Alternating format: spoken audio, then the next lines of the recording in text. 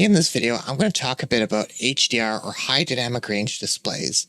You may see this technology being pushed onto new TVs and monitors, and you may think of it as a bit of a gimmick, but it really has some very beneficial advances. I'll discuss about what you should know before buying any monitor or TV, such as things like gamut, contrast ratio, brightness. How are all these things compared and measured, and what do they mean? And what are the benefits of HDR displays over SDR displays, or standard dynamic range displays? At the end of this video, I'll also go over briefly how to enable HDR in Windows if your display supports it, and how you can also enable this feature in Unreal Engine.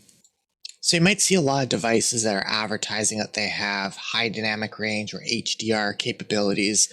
A lot of the time they might be at the very low end of that specification. They might be bare entry level to even be considered a high dynamic range display. And we'll talk about what really determines that. But before getting into that, let's take a look back at technology in the past. So in the 70s, 80s, even 90s, we had these old CRT tube monitors and TVs, which were very bulky. They extended very far back and weighed a lot. They were technically could be even hundreds of pounds if you had a big monitor or a big display. So that technology changed over time, and eventually we got LCD and LED displays, which are much thinner and much more compact and don't go as far back in depth. And they're much, much lighter as well. So that's kind of where we are at today, and that's been a progression over time. And color ranges have changed as well. Old monitors could only display a limited amount of colors. Then those colors went from hundreds to thousands and millions, and our amount of color and range of shades that our monitors can display got a lot better. And also the resolution of our monitors got a lot better. So the resolution is how many pixels or how many individual dots or squares of light can our monitor display in width and in height. So it's the overall quality or density of pixels on your screen, and that resolution has increased over time. And nowadays a lot of people have 4K monitors or 4K TVs, which fit a lot more of those pixels within the screen's space. And if you go back to something like an 800 by 600 display, or even 1920 by 1080 after being on a 4K monitor for a while, you'll realize how low resolution and how blurry those displays feel. But back in the 2000s, when we were using 800 by 600 displays or 1280 by 720 displays, we didn't really think much about it. It seemed okay. But nowadays, you go back to that, it seems horrible. So a lot of the time technology will advance and you won't really realize what advancements there are to make. So that's one thing to keep in mind. Now, a big thing about screens nowadays is the refresh rate is very important. For cell phones, for the screens to feel responsive, you have to have a high refresh rate. And a refresh rate is how many times those pixels can refresh or update every second. 90 hertz, a screen could update 90 times within a second. So the higher the refresh rate, the more smooth, the more fluid the movement of that monitor and the more fluid the updating of it will seem. So it'll be more responsive and not as choppy. And for things like VR headsets, you have to have a very high refresh rate. If you don't, you'll get motion sickness much easier. So what's the real technical difference between an SDR monitor, a standard dynamic range monitor, and an HDR high dynamic range monitor? Well, first thing that's most important is the brightness. Usually a standard dynamic range monitor has a brightness of less than 300 nits, and we'll talk about what those are, but usually less than 300 for SDR monitor. For an HDR monitor, it's usually greater than 300 nits, and ideally 600 nits or greater to really kind of show off the capabilities of a high dynamic range display. It can display much brighter pixels than an SDR monitor. So the pixels on the screen can display a surface that looks much brighter to our eyes than a standard dynamic range monitor. So the nits is the level or the measurement of that brightness of that surface. So we'll talk a bit more about that, but SDR monitors also have a low contrast ratio, usually 3000 to 1. high dynamic range monitors will have a much higher contrast ratio, like 10,000 to 1. And that's going to determine how bright the brightest values are and how dark the darkest values are, the range between those two things. And we'll talk about that as well, but generally HDR monitor is more than 3 times what an SDR monitor could display. And then often SDR monitors have a lower color gamut or range. HDR monitors have a higher color gamut or range. This is how accurately and how many colors of a certain color space can these monitors properly cover. So it's more accuracy of colors. And then there's also bit depth, which is for SDR monitors usually 8-bit, and for HDR monitors usually 10 or 12-bit. And this will also determine how many different colors these monitors can display, whereas the color range and gamut is more specifying how accurate it can replicate those colors. So what is contrast ratio? Well, we just talked about how a standard dynamic range monitor usually has a contrast ratio of 3,000 to 1, where a high dynamic range monitor has a contrast ratio of usually 10,000 to 1 or greater. So a contrast ratio is a comparison of the brightest values to the darkest values that the display can produce.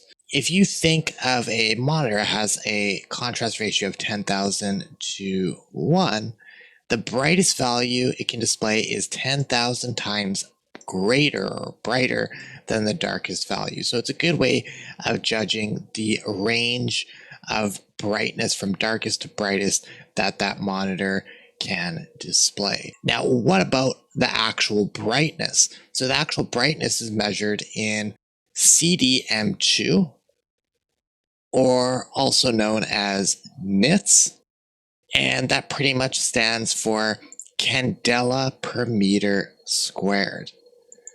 Now, the brightness of a SDR monitor or standard dynamic range monitor is usually like 300 nits or less. High dynamic range monitor, it's usually 300 nits or more. Even though that term, candela, originated from a candle, it's not really the brightness of a candle nowadays. It's much more specific and much more accurate and detailed than that. A candela is really pretty much just the amount of light in a particular direction with a particular frequency. But this is our measurement for determining how bright a surface is. When you have candela per meter squared, it's a way of measuring how our eyes perceive the brightness of a surface. So it's also known as nits, but a lot of time monitors may call it CD divided by M squared. But that's going to refer to the brightness or perceived brightness of a surface. Now, what about color gamut? We talked about this earlier. It's the accuracy or the range of colors that your monitor can cover. So a lot of the time you'll see monitors out there that say they cover 98% of the sRGB range or 92% of the DCI P3 gamut. What does that actually mean? Well, what we're looking at here, this weird horseshoe shape that we see, that's how many colors our eyes can actually perceive. Now, these are not all the colors here. What these numbers are showing here, like 490, 500, these are the wavelengths of those colors. So this is a kind of chart of all colors that are possibly perceivable by our human vision. And then the sections that show these triangles, these are how much these color space ranges cover. So the sRGB range covers this triangle here. The DCI P3 range, which is greater, covers a little bit more. You can see here it extends further up into these green areas than the sRGB range does. And it has a greater range of color coverage. So this is important for having monitors that can display colors accurately. Can it replicate all these colors within this range properly? And does it cover all those colors within that range? And can it display all of them? So generally, the DCI P3 range is a pretty high standard. Usually what people would use for if they're doing VFX work or color grading work or cinematography, that range is kind of a fairly high standard versus most monitors. And most monitors won't cover the full DCI P3 range. A lot of monitors advertise themselves covering 92% of it, which is still great. But it's very tough to cover these full ranges. Monitors that actually do have proper coverage of these gamuts can get very, very expensive. So generally, if you hear about monitors, IPS monitors, people associate that with having decent color and contrast and everything. But if you want to dig into it deeper, this is really what it's going to be about as well for color replication. So DCI P3 range is a very high standard. Most screens won't even cover the sRGB range. Now, what about bit range or bit depth? Now, you may think of the stuff we just talked about to be how many colors a screen can display, and that's more to do with like the accuracy and replication of it. The bit depth is actually how many steps of shades do you actually have.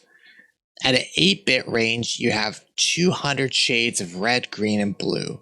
For a 10-bit range, you have 1,024 shades of red, green, and blue. So it's not really about specifically what color it can display. It's more about how many different steps of that color could it possibly display, the accuracy of the step from one color to another. And if you think about this, it's hard to kind of grasp, but if you look at it as a lower quality thing, if something's 8-bit, you see these very nice gradients here. If it's 6-bit, it's more steppy. It can't display as much shades because the steps in between the shades are not as accurate. And if you look at something like a 4-bit gradient here, it doesn't give you much steps in between the colors at all. It still goes to white, still goes to black, but the steps in between that are much lower. So it looks much more like it has some banding or problems replicating a proper gradient. So with 10-bit monitors, you're going to get much less banding and issues like this. Now, content's also very important. If you have an HDR display, it might make everything look better because HDR displays usually have a good color gamut, a good range. They're fairly good monitors in general. The content you're playing might not actually have any HDR or high dynamic range information. So in terms of filming, they'd have to film with cameras and do processing that captures that HDR range and properly can display it on your monitor. And to do this, a lot of the time, there'll also be a bit of metadata or information attached with that file that tells your monitor how to properly display that media file. And this will change based on the specification of HDR. Some higher specifications of HDR will actually allow metadata per frame instead of just for the whole media file. So this will be a bit of information that gets attached along with any HDR content that pretty much gives your monitor instructions on how to properly play that back based on its specifications. So it's very important. And things like games will have to have an HDR feature to make sure that they're actually outputting to an HDR range to properly utilize an HDR monitor. So for HDR standards, the most common ones you're going to see is HDR10 and HDR10+. If you find a monitor or screen that has an HDR10 standard, that's most likely meaning that's 10-bit color and can support at least static metadata. If it's HDR10+, it's usually a 12-bit range monitor and can support metadata that can be changed per frame or specified per frame. There's other HDR standards as well, but they're more to do with broadcast and more proprietary systems. Now, if you have an HDR monitor and you want to make sure that your computer is actually utilizing that feature, if you're using Windows, you can go to your display properties and enable HDR, or you can press Window key and the R button on your keyboard, and you'll get the run dialog and you can type desk.cpl. And what that will do is open up your monitor display settings. Once your monitor display settings are open, you're going to see a bunch of options. And there's going to be an option here for HDR, which you can turn on and enable if your monitor supports it. So if you have the HDR feature enabled and you click on the HDR tab, it'll bring you to this screen where you can see kind of options for how to calibrate your HDR display and also control the brightness of your standard dynamic range content as well. One final thing to check is you'll probably want to open up your graphic card control panel. So if you're using NVIDIA, you can open up the NVIDIA control panel and you'll just want to make sure that your screen is also outputting 10-bit color range or color depth. So you want to check that out as well, just to make sure that everything is set up and configured correctly. And finally, if you're wanting to enable HDR display out of Unreal or Unreal Engine, you're going to want to make sure that on your project, under Edit Project Settings, that you have your default RHI set to DirectX 12. And if you've done that, the other thing that you're going to want to make sure is that you go down to the command console here and type in r.allow HDR equals 1. And that will allow HDR. Now, another way you could do that is ideally you want to set that up in your config in your default engine INI file. So if you go to your project or you navigate to your actual project here, so if I go to one of these folders like content and I do show in Explorer, I can technically go to my project folder here and go to my project and go under config and go to my default engine.ini file and open that up, and you can make a slight adjustment in that ini file. You can really put it anywhere in here, but usually I put it under the render settings here. So render settings, you can go here and do r.allow HDR equals 1, and then it will make sure that that project starts up with HDR rendering allowed. Now, if you've done that, what you can also do to make sure that everything's being enabled correctly is a blueprint script. And this will be needed to ideally enable or disable the feature based on your monitor's support. So I'd go here to a level blueprint or somewhere where the blueprint will just execute when your game runs. And under event begin play, so right here, I will drag out a connection and get the game settings. So get game user settings. And then what I'll do is I'll take the return value and check supports HDR display output. And that will return true or false based on if your screen supports HDR. And then what you can do is enable HDR display output and only enable that if your monitor supports HDR. And then the target, which is PR game settings. And that's pretty much it. Now, if you run this, you might not know if it's actually working or not. So if you want to confirm that your monitor supports HDR display or that Unreal is detecting that supports HDR, is you can add a print string just as a temporary thing to check. So I could do print string and output whether it returns true or false, just to test. And if I save this or compile this and give it a try, we'll be able to see in our screen here if it says true or false in the top left here. That will tell us if it supports HDR or not. So if I click play, it says true. So if we do that again, play, it says true. So it's detecting that my monitor does support HDR and that it's technically working. Now, you might not see it in your viewport right here. And able to properly view HDR in Unreal, you'll have to make it launch from another window when you do a test. So you'll have to go up here and not play it in the viewport like this, but instead you're going to have to go up here and go to New Editor Window, or the Pi window, and that will open up a separate window and show exactly what you see in your viewport here when you play the game, except in a separate window, and that window will have HDR enabled. And if you do that, it will open up a screen like this, and this will be working with the HDR display and properly rendering things out. And again, you're not going to see much difference here because obviously if you're not viewing this through HDR monitor and the YouTube content that I'm uploading isn't supporting HDR as well on these video files, so we're not going to be able to really see a difference over YouTube. But if you were to have an HDR monitor and you were to go through all these steps, set it up, and then compare visually by looking at your screen with it on and off, you'll notice a difference. Now, everything I discussed here in this video is pretty skimmed down or pretty simplified because these are very complex topics, but hopefully this gives you a bit more idea of what to look for when buying an HDR display or when considering if HDR is really worth it for you. And I think the best thing is to go out into stores and check it out and see how it looks and compare it, because it might not seem like a big difference, but when you start using it for a while and then you go back to a non-HDR display, you definitely will notice a difference.